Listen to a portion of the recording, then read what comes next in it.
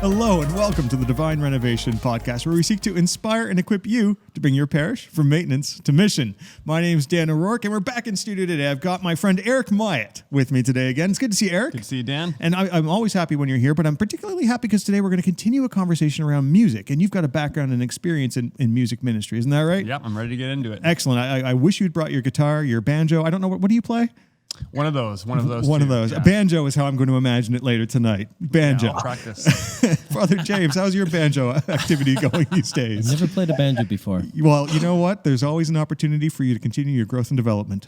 It's wonderful. And two guys who I expect do not play banjo, but do have a background and a passion for music, our friends from WorshipNOW, Gabriel and Chris. Welcome back into the studio today, guys. Hey, glad to be back, man.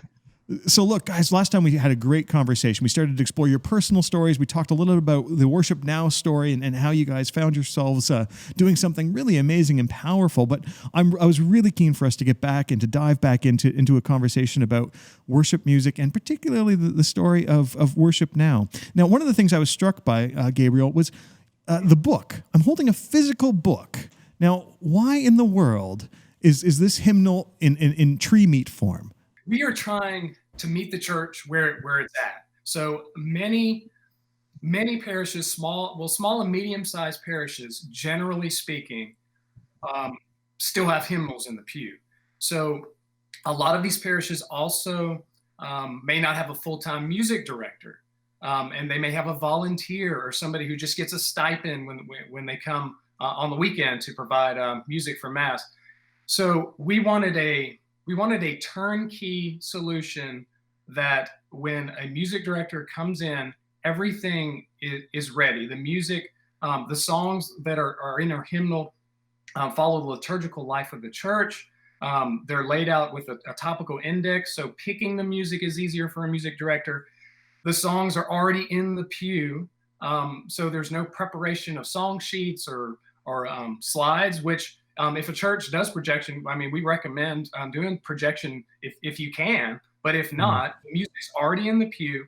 The accompaniments, which are designed, they have been custom written and arranged for Mass. So they've been thought through in the context of Mass. So you have those arrangements, you can walk in and pull the accompaniment off the shelf.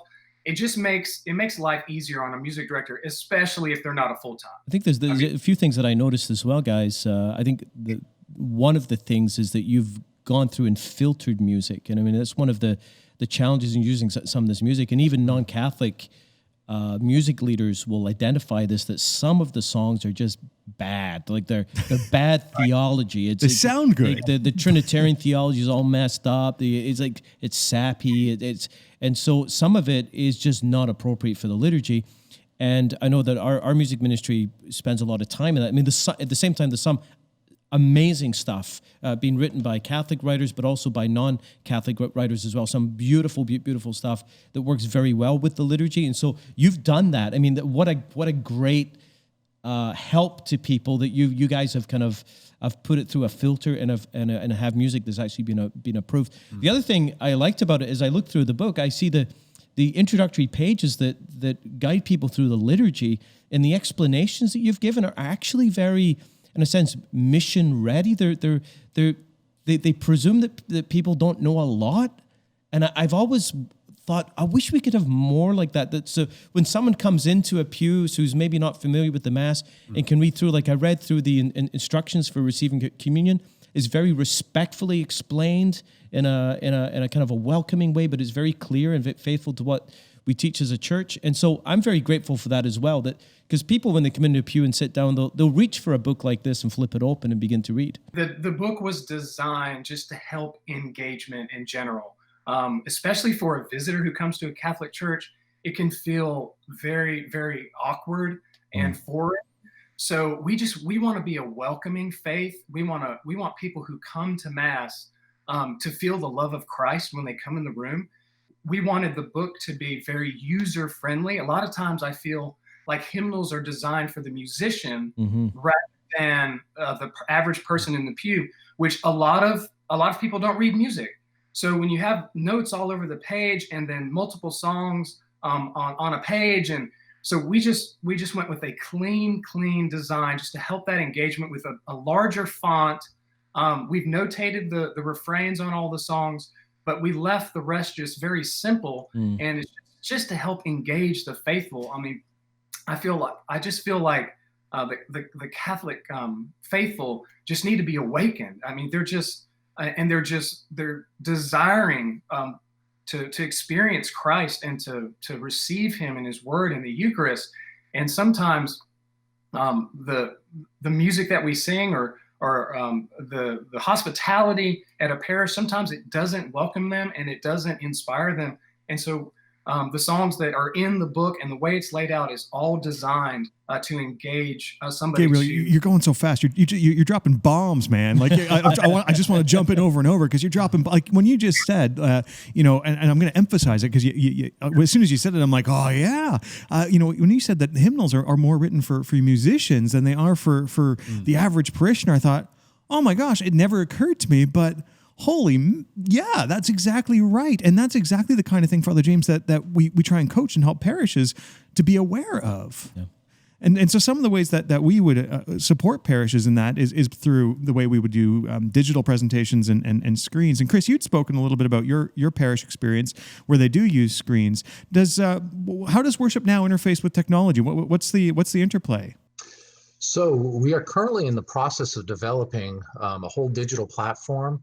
That is the plan. We would also like to try to help bring the Catholic Church forward a little bit in the digital space, because we do believe that this digital technology has a way to help even improve our worship beyond what it is now. I myself, being raised a little more traditional, also when I first arrived and heard the idea of putting screens in the parish, I wasn't quite sure what to think about it, but as I always try to remain open to the Spirit and to new ideas, we gave it a try, and I have to admit that it is one of the best decisions that we've made because we've seen greater engagement. People's heads are actually out of the book. Their chins are up. We can hear them singing above any of the music leaders, which is ultimately our goal, is that's what we want to hear.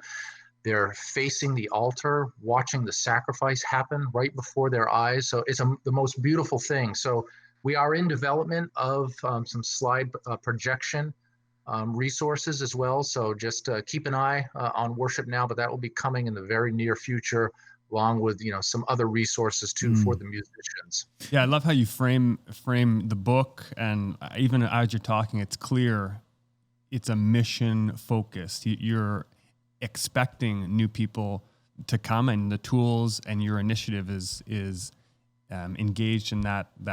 I love how you're talking about the different barriers that are potentially there for people starting up. I'm curious, what would you say to somebody who's listening to this is saying, yeah, I'm right on. I want to start this. Maybe isn't full-time ministry. In our last podcast, you guys mentioned some of the barriers, the opportunities that you saw to get into full-time ministry. How would you guide them as a first step, a young leader who says, I want to do this at my parish? What would you say to that person? I would say, give us a call, contact us, because with Chris and I have probably almost 40, 50 years experience combined in doing this music at Mass. And the resources that we have could really, really assist somebody like that and make it easier for them to implement the music without having to jump through hoops and, like we've talked about, and figure this all out on their own. We've kind of done all that work for them. So it's just to check out the accompaniments that we have, the hymnal itself, and the resources that we offer could really make that job easier on somebody like that. So you guys know that Divine Renovation is all about helping parishes become missional, which is just be outward focused. And I'm picking up so much of a similar vibe from WorshipNOW, which is just getting me all jacked up and excited over here. And so we've talked a little bit about the mechanics, and so even just the design of your hymnal, which is it's a stunning. I'm calling a hymnal stunning. This is how weird this podcast has gotten, right? It's a stunning hymnal, but it is. I mean, I guess that's part part of the point. Help me understand when it comes to engaging both the unchurched and the people who are fallen away. I'm really curious how your music selections, the book, the songs, the hymns that make it into this book. What's the thinking? What's the process? What's the strategy? What's driving you guys? Gabriel, if you don't mind, I'll jump in here real quick.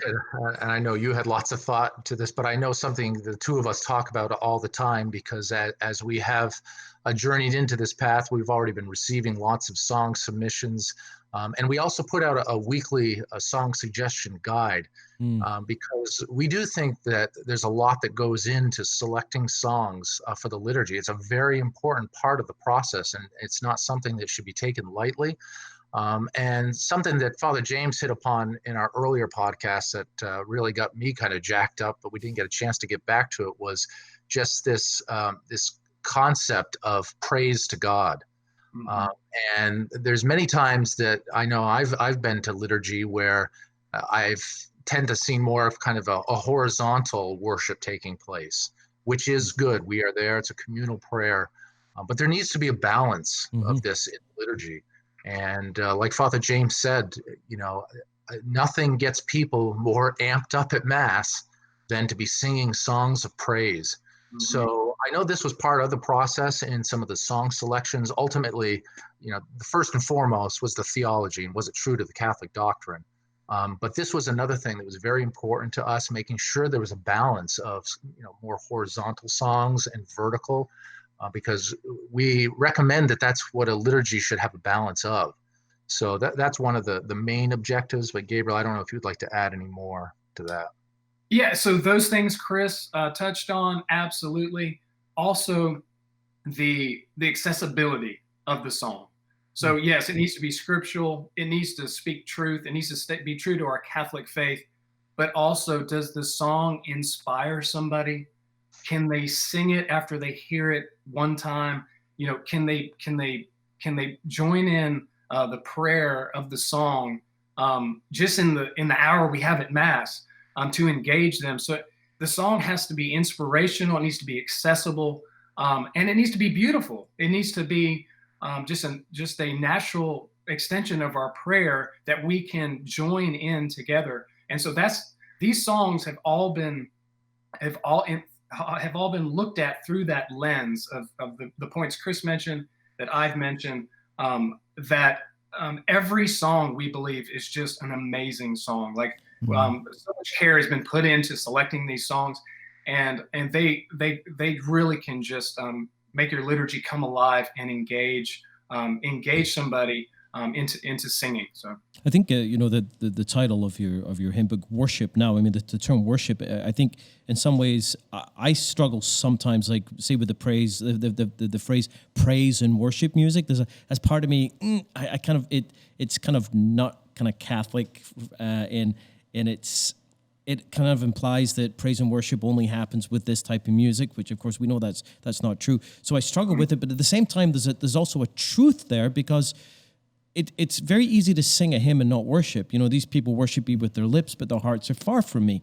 That's a very real thing. The goal of worship is to lift up our hearts to the Lord, to lay down our lives, to say, I surrender, here I am, send me, to offer ourselves as a living sacrifice. That's what worship should lead to, not just to be some intellectual experiment. And I remember having a conversation with a priest who was more attracted to a traditional style of liturgy, and he really struggled. He really liked the proposal of divine renovation, but really struggled with contemporary music. And I remember him saying to me, but what is it? Like, what objectively is the measure of music that should be used in the liturgy? There's got to be an objective measure. There has to be an objective measure. And I said that it leads to worship. Yeah, are the people singing? But not even other people singing, because you can sing and not be worshiping. Does it actually lead to worship? Does it lead to surrendered lives? Does it lead us to say, so often people come to the liturgy and they're saying, here I am, Lord, come and do my will. Whereas true worship says, here I am, Lord, I come to do your will. I mean, that's worship, to lay down my life in sacrifice. And if Gregorian chant does that for people, go for it. If a contemporary music does that, go for it. Because I think that in some ways, that's the objective measure. Can I just say one other thing? One of the things that's always driven me over the years as a priest is presiding at the Eucharist and seeing the non engagement in worship. The psalm says, in the great assembly, O Lord, my lips did not remain silent. But there's a lot of silent lips, people not really engaging. And I've often thought it's like, it's like being in a love relationship and being totally non-engaged in it. And this is kind of weird, but there's a 2004 movie with Adam Sandler and Drew Barrymore called Blended, and it's about these two. I think he's a widower, and their friends make them go on this blind date, and he doesn't want to go on it, and he's been like a total jerk. Like, he's been absolutely impolite. Like, he's present, but he's not paying attention. He's not engaging. And I remember watching this scene in that movie. It's really funny, thinking that's how a lot of Catholics go to Mass.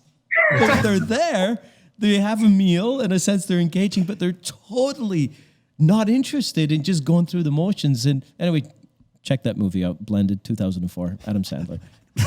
Recommendations here on the podcast. Movies. But they fall in love in the movie. Spoilers. Yeah. Spoilers. No, you're ruining it for everyone. Put it in the notes. But how do we get people from that to, they're there, but they're and so many people are just not engaged.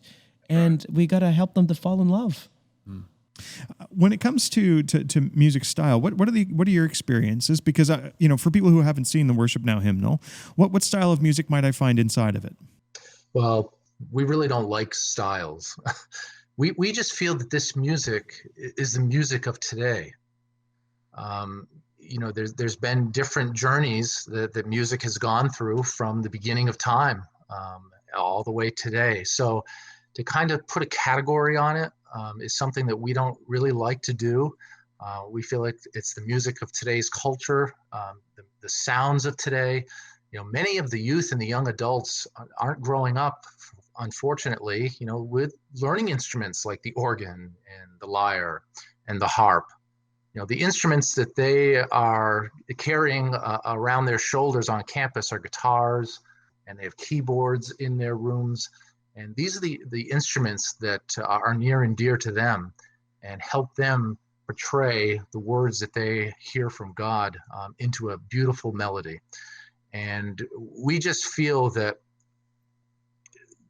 a vehicle for these youth and these young adults needs to be a resource like this. So our hope beyond this current version of the hymnal is to also be a platform for future Catholic artists and artists that are already writing this style of music. To not let fear or this notion that a style of music that people do like to categorize as praise and worship can't be done at Mass. We've been on a journey to try to show people how profound worship can be with music that's used and given to us from God today. Do you guys find that this resource, when parishes adopt it and use the hymnal, do people tend to use it exclusively, or is it sort of a supplement to some of the other maybe hymnals that they are using? For example, for liturgical seasons and that kind of thing. I always find selection particularly challenging in some of the liturgical seasons. So do you find that people blend it? You mentioned earlier in the last podcast about the blend of the traditional and the contemporary. Do most folks who use your resource adopt a similar approach? That is what we recommend. The book has been designed to be a complementary hymnal to a traditional hymnal. So you might see it next to a Breaking Bread or a Worship by GIA. And so that's what we recommend, is that we blend the music at Mass so everybody can worship in spirit and truth. And so we think that the songs in the hymnal, sitting beside some of our traditional beautiful songs of the church, is just a complete worship, and it can engage all ages. So. Gabriel, I wonder if you could unpack something for me that Chris said earlier, because what I heard Chris say was part of what Worship Now wants to achieve is it really wants to raise up or empower the next or current generation of worship leaders, of musicians, of Catholic musicians or Christian musicians. I'd love to understand what your vision is around this, because we are focused on how do we raise up the next generation of Catholic leaders in all sorts of ministries, and you've got you're laser focused focused on music ministry. So tell me what you see and what your hope for. Well, we think one of the current challenges right now is that these musicians don't have a platform. They're not being heard. There's nothing, they're not organized in any meaningful way where their music can be brought to the church. It's hit or miss. And so we just see a huge opportunity here. We have future leaders in the church, future disciples of Christ. And we see a huge opportunity to be able to form them, to mentor them, to find these people, find the current existing ones, but also help form and raise up a new generation of this writing music that draws people to come and know and serve and love the Lord. And so it's a huge part of our mission, and we're just so excited about it. We're getting so much feedback now and requests. Can we send our music to you? How can you help? And so we just see this as a huge part of our mission. Because right now we feel like that if we don't do this, the music, either these young adults, these young musicians are going to go to another denomination, that has the contemporary band and the lights and all this stuff, and so we feel like that if we don't do something about it, we're going to lose these people and their music, and it's just such an important piece of our mission. Time absolutely flies when we talk to you guys. I can't believe I just looked at my watch. I'm like, oh my gosh, how does it go this quickly? With everything going as fast as I want to make sure, though, is there anything else that you guys really wanted to add for parishes and for people to hear?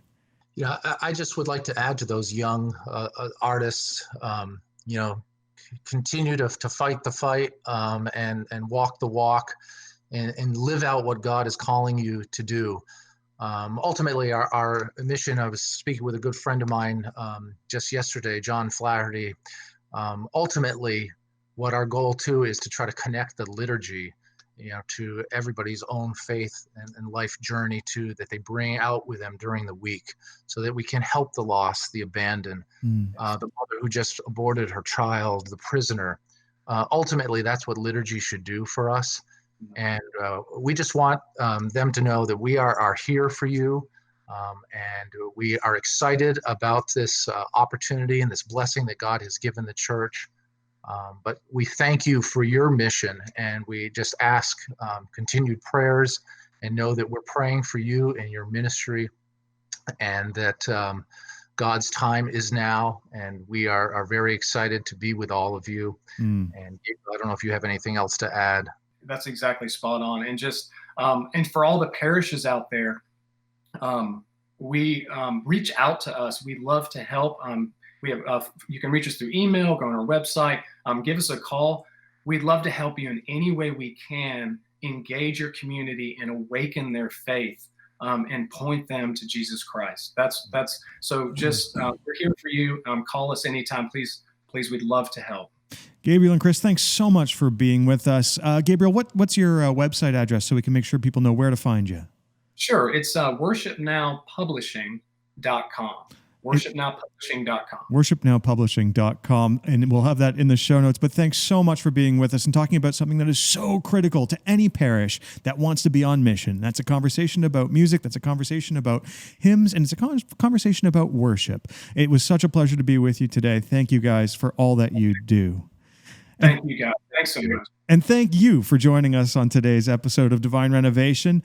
This is an important topic, and there's always more information in terms of learning about worship and music, both on WorshipNow's website, and continue just to journey along with us at Divine Renovation. And stay tuned for a glimpse of what we're going to be talking about next week. God bless.